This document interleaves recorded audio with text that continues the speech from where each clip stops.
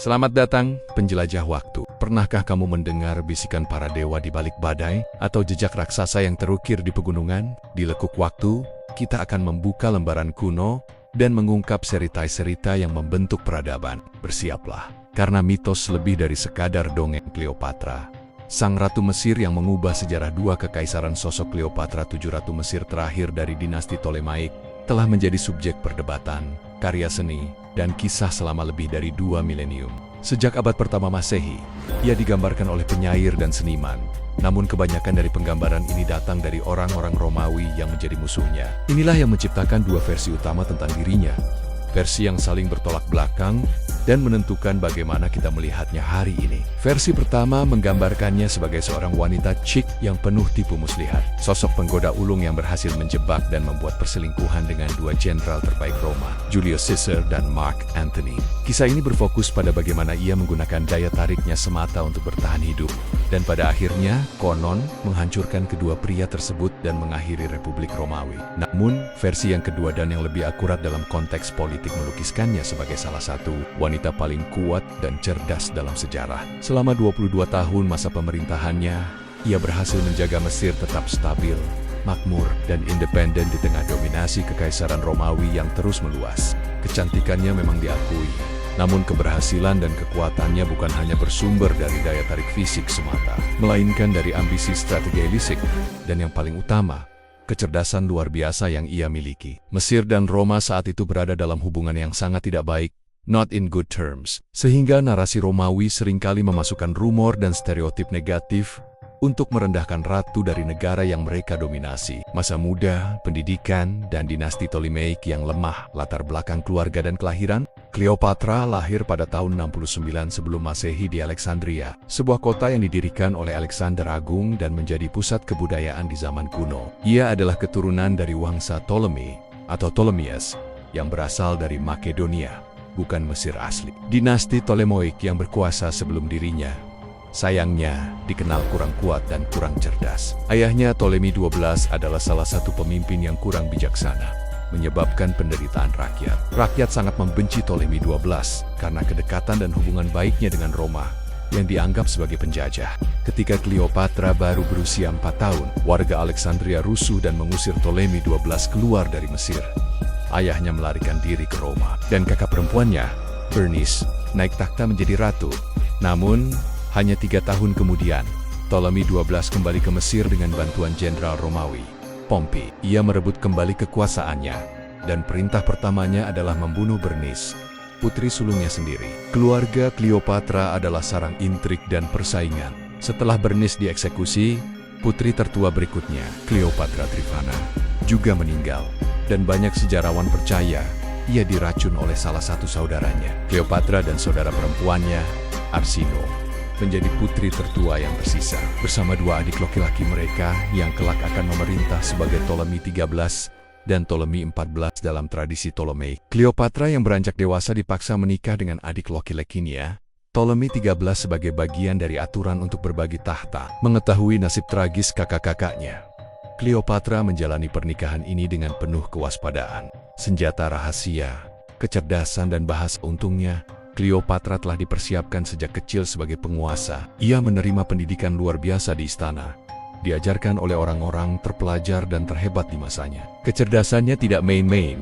Ia menguasai lebih dari 7 bahasa, sebuah keterampilan yang akan mempermudah kesepakatan politik di masa depan. Lebih mencengangkan lagi, ia adalah orang pertama dalam seluruh keluarganya, dinasti Ptolemaic yang berasal dari Makedonia, yang mampu berbicara bahasa Mesir kuno tanpa bantuan penerjemah. Penguasa yang tidak bisa bahasa negara yang dipimpinnya adalah hal yang lumrah pada dinasti sebelumnya. Namun Cleopatra mengubahnya. Selain menguasai linguistik, ia juga seorang ahli filsafat dan retorika. Ia belajar seni berpidato dan tahu persis bagaimana cara melakukan persuasi dengan cerdas, memanfaatkan postur, gerakan gestur, dan nada suara yang tepat saat berbicara. Pengetahuan luas ini didukung oleh lingkungannya, yaitu Alexandria, yang menyimpan perpustakaan Alexandria, salah satu perpustakaan paling terkenal di zaman kuno, yang penuh dengan karya sastra dan ilmu pengetahuan hebat. Secara politis, Cleopatra juga menggunakan agama untuk memperkuat klaimnya atas takhta. Ia mengaku sebagai keturunan Dewa Matahari. Dan anehnya, Ia bahkan dipuja dan disamakan dengan Dewi Isis dari Mesir kuno, serta Dewi Yunani Aphrodite. Ini adalah bukti awal dari kemampuan branding dirinya sebagai sosok yang lebih dari sekadar manusia biasa yang memiliki legitimasi ilahi. Julius Caesar, kasus gulungan karpet dan perang saudara Romawi awal pemerintahan dan pengasingan ketika ayahnya meninggal. Cleopatra yang berusia 18 tahun dan suaminya yang masih bocah naik tahta. Awal pemerintahannya penuh tantangan, kelaparan, permusuhan keluarga, masalah luar negeri, dan tuntutan pajak yang terus-menerus dari Roma. Di tengah kekacauan ini, suaminya, Ptolemy XIII, yang didukung oleh Jenderal Romawi Pompey, merasa terancam oleh kecerdasan Cleopatra. Pompey melihat Cleopatra sebagai ancaman bagi dominasi Romawi, karena ia terlalu pintar untuk dikontrol. Dengan dukungan Pompey, Ptolemy XIII berkomplot dan berusaha mengusir Cleopatra. Cleopatra, yang cerdas dan menyadari ia tidak bisa melawan militer Romawi secara langsung, segera menggunakan mode bertahan hidup survival mode. Ia melarikan diri dari Mesir menuju Suriah untuk mengumpulkan tentara dan merebut kembali taktanya. Ia memilih Suriah karena Ptolemy pernah memerintah di sana, dan Raja Suriah kebetulan juga musuh Roma dan takut didominasi. Di pengasingan, ia membawa Arsinoe bersamanya, tidak hanya untuk menyelamatkannya, tetapi juga untuk mencegah saudarinya itu ikut berebutan tahta jika ditinggalkan di Mesir. Pertemuan yang melegenda. Saat Cleopatra dalam pengasingan, di Kekaisaran Romawi pecah konflik antara Pompey dan Julius Caesar yang dikenal sebagai Caesar's Civil War. Setelah kalah di pertempuran Pharsalus, Pompey melarikan diri ke Mesir untuk meminta bantuan. Julius Caesar juga tiba di Mesir, mengejar Pompey dan sekaligus menagih utang besar yang ditinggalkan oleh ayah Cleopatra. Raja bocah Ptolemy XIII atas saran penasihatnya, membuat perhitungan politik yang salah. Ia yakin Caesar adalah pemenang akhir, sehingga ia memutuskan untuk membunuh Pompey dan menyerahkan kepalanya kepada Caesar sebagai hadiah. Namun, Caesar bukannya senang, malah murka. Ia merasa haknya untuk menentukan nasib musuhnya telah direbut oleh Raja Mesir. Meskipun marah, Caesar tetap ingin menjaga perdamaian dengan Mesir. Ia lalu meminta untuk bertemu dengan Raja dan Ratu Cleopatra, yang kini berusia 21 tahun, melihat ini sebagai kesempatan emas. Ia harus bertemu Caesar, tetapi ia harus melakukannya dengan hati-hati, karena penguasa bocah dan jenderalnya menguasai Alexandria. Ia menyelinap melewati tentara Ptolemy dan pergi ke istana. Dan disinilah legenda lahir. Kisah populer menyebutkan bahwa Cleopatra bersembunyi di dalam gulungan permadani atau bed cover kotor, yang kemudian dibawa masuk ke kamar Julius Caesar. Walaupun kebenarannya diragukan dan mungkin hanya rumor, ia berhasil tiba di hadapan Caesar. Menaklukkan sang jenderal, Cleopatra mempersiapkan penampilannya dengan sangat matang.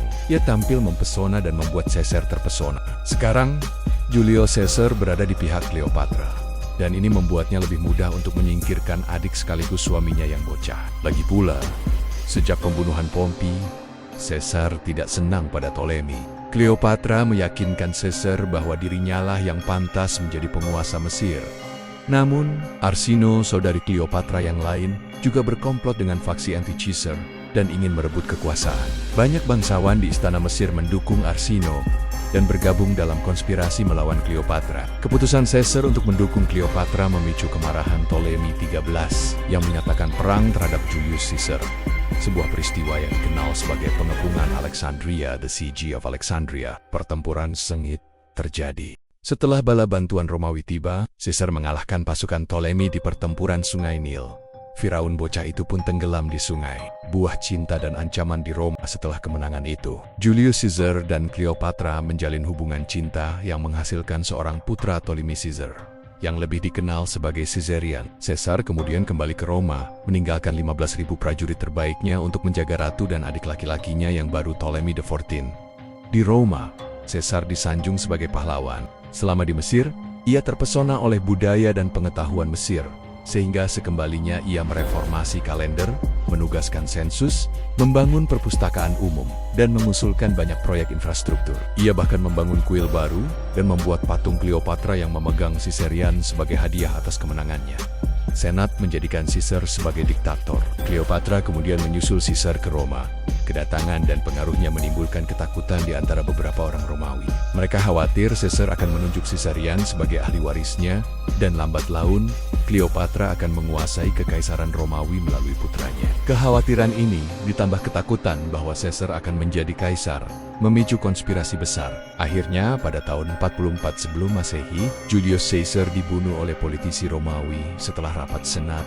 Mark Antony, power couple dan tragedi, bertahan dari krisis kematian Caesar, menyebabkan kekacauan di seluruh kekaisaran Romawi. Tangan kanan Caesar, Mark Antony, mengejar para konspirator. Dalam surat wasiat Caesar, ia menunjuk keponakannya, Octavius, sebagai penggantinya. Octavius dan Mark Antony pun memimpin pasukan mereka untuk menumpas orang-orang yang mengkhianati Caesar. Roma bukan lagi tempat aman bagi Ratu Mesir. Cleopatra segera kembali ke kerajaannya. Mesir saat itu dilanda krisis parah. Kelaparan, penyakit, dan kematian tanaman serta hewan. Sebagai pemimpin sejati, Cleopatra melakukan hal yang tidak terpikirkan oleh pemimpin lain. Ia membuka cadangan istana, membagi-bagikan makanan dan harta istana kepada seluruh rakyatnya. Dengan cara ini, Mesir berhasil selamat dari krisis tanpa harus melibatkan negara lain. Kebutuhan Mark Antony dan pertemuan di Tarsus. Pembunuhan Caesar menyebabkan 3 tahun peperangan di Roma yang dipimpin oleh triumvirat kedua, Octavius, Mark Antony, dan Marcus Lepidus. Pada tahun 42 sebelum Masehi, wilayah Romawi dibagi, dan Antony menguasai seluruh wilayah Mediterania Timur, termasuk Mesir. Meskipun Antony punya kendali, ia sangat membutuhkan dukungan Cleopatra. Ia takut sang Ratu Mesir akan berpihak pada musuh-musuhnya. Lebih penting lagi, Antony butuh emas Mesir untuk membayar pasukannya, dan gandum Mesir untuk memberi makan anak buahnya. Antony pun menulis surat ke Cleopatra, meminta bertemu di Tarsus. Cleopatra sengaja mengabaikan gasting surat Antony. Ia tahu Antony sangat membutuhkan Mesir, dan ia berencana menggunakan pertemuan ini untuk meminta perlindungan dari Antony dan bantuan untuk menyingkirkan musuh-musuhnya, termasuk saudara perempuannya, Arsino. Saat Antony sedang gelisah menunggu, tiba-tiba ia menyaksikan sebuah pemandangan yang menakjubkan di Sungai Kidnud. Cleopatra berlayar dengan perahu yang luar biasa, dilapisi emas, dayungnya terbuat dari perak, dan layarnya berwarna ungu. Ada musik live, dan yang paling terkenal dari cerita yang beredar, perahu itu beraroma wangi yang semerbak, tercium hingga ke daratan. Simbol Dionysus dan Dewi Aphrodite. Mark Antony sontak terpesona. Dalam pertemuan-pertemuan berikutnya, Cleopatra selalu tampil mewah dan menakjubkan, bahkan disebut mirip dengan Dewi Aphrodite. Ia memberikan Antony mahkota yang dirangkai dari daun anggur, simbol dewa anggur Yunani, Dionysus. Cleopatra menceritakan kepada Antony bahwa Tarsus adalah tempat di mana Aphrodite dan Dionysus bertemu dan jatuh cinta. Antony kini mendukung Cleopatra sepenuhnya. Mereka menghabiskan waktu bersama selama beberapa bulan di Alexandria. Selama waktu inilah 2 saudara kandung Cleopatra yang tersisa, Arsino dan Ptolemy 14, dihukum mati. Cleopatra kemudian hamil, dan pada tahun 40 sebelum Masehi, ia melahirkan anak kembar yang diakui oleh Antony, Helios matahari dan Selene bulan. Namun, Antony harus kembali ke Roma karena istrinya saat itu, Fulvia, memimpin pemberontakan melawan Octavius. Antony tidak kembali selama 4 tahun. Setelah Fulvia meninggal, Octavius memaksa Antony untuk menikahi saudarinya, Octavia, sebagai upaya untuk menstabilkan dan mengawasi Antony. Antony dan Octavia memiliki 3 anak dalam 2 tahun. Pemisahan kekuasaan dan donasi Alexandria. Meskipun Antony telah menikah, kisah romansa dengan Cleopatra belum berakhir. Mereka bertemu lagi di kota Antioquia dan meresmikan persatuan mereka. Pasangan ini menjadi power couple, sering mengadakan pesta dan perjamuan mewah untuk menunjukkan kedaulatan mereka. Konflik meletus pada tahun 36 sebelum Masehi, ketika Antony kalah melawan Parthia. Octavius menegurnya, menuduh Antony tidak fokus sejak menjalin hubungan dengan Ratu Mesir. Octavius memang sudah lama merasa cemas. Ia takut Antony dan Cleopatra bersatu dan kekuasaan mereka akan semakin kuat, mengancamnya. Perang saudara baru pecah di Roma, antara pendukung Mark Antony dan pendukung Octavius. Puncaknya adalah pertempuran Actium pada tahun 31 sebelum Masehi. Cleopatra ikut mendampingi kekasihnya berperang. Sayangnya, Antony dan pasukannya kalah total. Kemenangan Octavius ini sekaligus menandai berakhirnya Republik Romawi dan dimulainya periode kekaisaran. Cleopatra segera kembali ke Mesir dan melakukan tindakan drastis, ia mengumumkan kemenangan palsu di Mesir, mengatakan bahwa Antony lah yang memenangkan perang. Ia berusaha keras melakukan segala cara untuk mengamankan posisinya dan Mark Antony mencari sekutu dan berusaha bangkit kembali. Puncak tragedi dan warisan abadi jatuhnya sang jenderal dan Ratu Octavius mengetahui kebohongan itu. Ia memberikan ultimatum. Ia akan memaafkan Cleopatra asalkan Cleopatra mau membunuh kekasihnya. Cleopatra menolak, dan sebaliknya, ia menyemangati Mark Antony yang sedang terpuruk parah setelah kekalahan. Saat pasukan Octavius mendekat, Cleopatra mencoba melarikan diri. Antony menerima kabar palsu bahwa Cleopatra telah meninggal. Dalam keputusasaan yang mendalam, ia mengambil pedangnya dan menusuk dadanya sendiri. Tragisnya, tusukan itu tidak tepat sasaran. Ia tidak langsung meninggal, melainkan kesakitan dan kehabisan darah. Saat sekarat, ia justru diberitahu bahwa Cleopatra ternyata tidak meninggal dan berhasil kabur. Cleopatra kembali dan memeluk Antony yang tengah sekarat. Dalam pelukan sang ratu tercinta, Antony meminta Cleopatra untuk bekerja sama dengan Octavius agar selamat. Setelah mengucapkan pesan terakhirnya, ia meninggal di pelukan Cleopatra. Akhir dari dinasti Ptolemoik setelah kematian Antony, putra mereka, Caesarion, dibunuh oleh Octavius. Cleopatra berada dalam kondisi berkabung yang parah dan bahkan melukai dirinya sendiri. Luka-lukanya menyebabkan infeksi. Octavius menawarkan pengobatan, yang ditolak Cleopatra karena ia ingin mati menyusul Antony. Namun, Octavius mengancam akan menyakiti anak-anaknya yang lain jika ia tidak mau bekerja sama. Memaksa Cleopatra untuk menuruti pengobatan demi keselamatan anak-anaknya. Ia dijadikan sandera di Roma. Kenyataan bahwa ratu yang hebat ini menjadi tawanan membuatnya sangat tertekan. Anak-anaknya yang lain dibawa ke Roma dan dibesarkan oleh Octavia, membuat depresinya semakin mendalam. Cleopatra mencoba bunuh diri 2 kali dan selalu diobati oleh Octavius. Namun, akhirnya ia berhasil. Cleopatra meninggal. Beberapa sumber menyebutkan ia meninggal karena gigitan ular berbisa ASP. Sementara sumber lain mengatakan ia meninggal karena racun. Para sejarawan percaya bahwa melihat sifatnya yang taktis dan strategis, ia telah mempersiapkan kematiannya dengan baik. Cleopatra meninggal di atas sofa, mengenakan pakaian indah, dengan ekspresi yang tenang. Hanya 9 hari setelah kematian Mark Antony. Sebelum meninggal, ia mengirim surat kepada Octavius, meminta untuk dimakamkan tepat di samping makam Mark Antony. Permintaan ini dihormati. Warisan dan penggambaran yang terdistorsi kematian Cleopatra menandai akhir dari dinasti Ptolemoik di Mesir. Sama seperti kebanyakan tokoh sejarah lainnya. Banyak informasi tentang kehidupan wanita legendaris ini yang terdistorsi dan salah dipahami seiring berjalannya waktu. Mengenai penggambaran fisiknya, Plutarch menulis bahwa ia tidak memiliki kecantikan yang unik hingga tak tertandingi. Penampilan aslinya dapat diperkirakan dari koin-koin yang beredar pada zaman itu dan beberapa patung. Penggambaran di film-film modern seringkali berbeda dengan citra dirinya yang sebenarnya. Cleopatra adalah wanita langka. Jika diibaratkan hari ini, ia adalah seorang girl boss. Ia memimpin Mesir dengan baik, melakukan segala yang harus ia lakukan untuk menjaga Mesir tetap aman dan berdaulat. Prestasi politiknya luar biasa besar. Ia memiliki kuncian atas 2 penguasa kuat Romawi, Julius Caesar dan Mark Antony, dan selalu punya strategi cerdik untuk mencapai tujuannya. Ia adalah perpaduan yang langka antara kecantikan, kecerdasan, dan strategi politik. Ratu Mesir ini telah menjadi legendaris dan sumber inspirasi bagi seniman-seniman terbesar dalam sejarah, seperti Michelangelo dan William Shakespeare. Kisah hidup Cleopatra adalah pelajaran tentang politik, kekuatan perempuan, dan bagaimana narasi sejarah dapat dibelokkan oleh pihak yang menang. Bagaimana menurut Anda? Apakah Cleopatra lebih pantas dikenang sebagai ratu yang cerdas dan ambisius, atau sebagai penggoda ulung yang membawa malapetaka bagi Romawi? Tuliskan pendapat Anda di kolom komentar di bawah. Jika Anda memiliki informasi tambahan atau koreksi terhadap kisah Cleopatra ini, jangan ragu untuk berbagi. Klik suka pada video ini jika Anda merasa terinspirasi oleh sosok ratu yang legendaris ini. Dan berlangganan subscribe ke saluran ini agar Anda tidak ketinggalan kisah sejarah hebat lainnya. Sampai jumpa di video selanjutnya.